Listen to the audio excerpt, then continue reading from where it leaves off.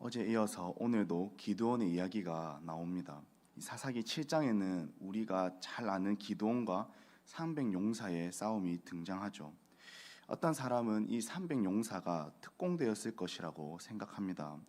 그래서 처음에 모인 32,000명 중에서 여러 시험을 거쳐 300명을 엄선하였다라고 말하죠.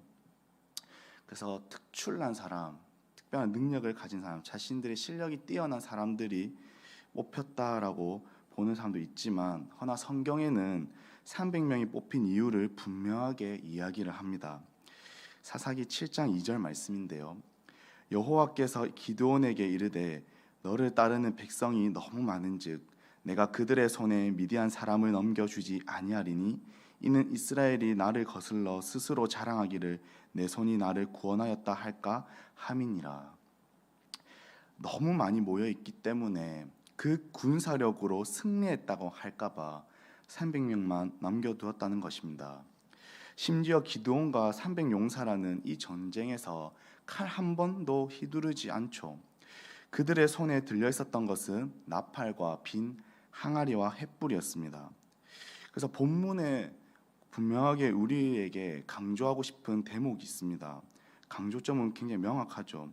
이 전쟁의 승리는 단순히 군사력으로 승리한 것이 아니라 하나님의 은혜 때문이라는 것을 강조하고 있습니다. 어제 우리가 살펴본 드보라도 마찬가지였지 않습니까? 드보라는 여자 사사였죠. 당시 여자의 지위는 남자보다 못했다고 말씀드렸습니다. 하나님께서는 그런 드보라를 사사로 세우셨습니다. 그래서 드보라는 이 철병거 900대를 거느린 가나안 왕 이 야벤 앞에서도 굴하지 않는 모습을 우리가 어제 살펴봤죠. 드보라는 분명하게 알고 있었습니다. 이 전쟁의 승패는 하나님의 손에 달려 있음을 잘 알았던 것이죠. 우리가 또 곧 살펴보겠지만 다윗도 마찬가지지 않습니까? 또한 요나단도 마찬가지로 전쟁의 승패는 하나님 손에 달려 있음을 고백합니다. 믿음의 통역자 여러분, 육신의 전쟁도 하나님의 손에 달려 있는데 이 영적 전쟁은 더더욱 그렇지 않겠습니까? 우리가 사는 이 오늘날 이 세상에서 영적 전쟁은 굉장히 치열합니다. 그 영적 전쟁이 치열하더라도 우리가 하나님께 붙잡혀 살아간다면 어떤 상황이라도 승리하며 살아갈 줄 믿습니다. 하나님만을 의지하고 바라봄으로 이 치열한 현장 가운데서도 승리하며 살아가는 저와 우리 성도님들 한 분 한 분 되시기를 예수님의 이름으로 축복합니다. 자신들의 실력이나 군사력이 아닌 하나님의 은혜로 승리를 맛본 기드온은 그 승리의 영광을 자신에게로가 아니라 하나님께 돌려야 했습니다. 그러나 안타깝게도 기드온은 그렇게 하지 않습니다. 그가 어떻게 합니까? 사사기 7장 18절 말씀에 그는 미디안과의 전쟁에서 군사들이 여호와 하나님의 이름뿐만이 아닌 자신의 이름도 외치게 합니다. 심지어 세바와 살문나를 죽일 때에는 개인적인 원한을 드러내기도 하죠. 여호와의 영광을 위한 전쟁을 개인적인 복수를 위한 전쟁으로 변질시켜 버립니다. 이뿐만 아닙니다. 기드온은 자신을 왕으로 삼고자 하는 이 이스라엘 앞에서 자신의 입으로는 왕이 되지 않을 것이라고 말합니다. 여호와께서 너희를 다스리라고 말하죠. 그러나 그의 행동은 그렇지 않습니다. 행동은 왕처럼 하는 것을 볼 수가 있죠. 기드온은 미디안 왕들의 소유했던 자색 의복과 초승달 장식을 자신의 것으로 삼았으며 이스라엘 백성들에게 금을 요구하고 그것으로 에봇을 만들어 자신의 고향 오브라에 놔두는 것을 볼 수가 있습니다. 그리고 온 이스라엘은 그것을 음란하게 위하게 되고 그것이 기드온 온 집의 올무가 결국 되게 되죠. 기드온은 하나님께 돌려야 할 영광을 가로챈 것입니다.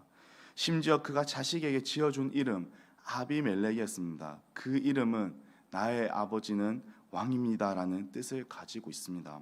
기드온은 말과 행동이 전혀 다른 모습을 보였던 것입니다. 그 후에 어떤 일이 벌어집니까? 아비멜렉이 왕이 되고자 자신의 형제들을 죽이는 일이 벌어집니다. 분명히 하나님은 이 기드온과 함께 하셨고 그를 사용하셨는데 그의 집안이 왜 이렇게 되어버린 걸까요? 하나님을 잊어버리고 하나님이 하신 일을 마치 자신이 한 것처럼 여기고 영광과 명예를 하나님께 돌려드린 것이 아니라 본인에게 돌렸기 때문입니다.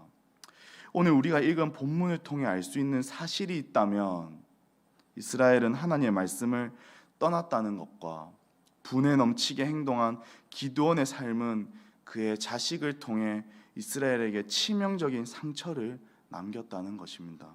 믿음의 동역자 여러분, 우리도 하나님께 마땅히 돌려드려야 할 그 영광을 가로칠 때가 있습니다.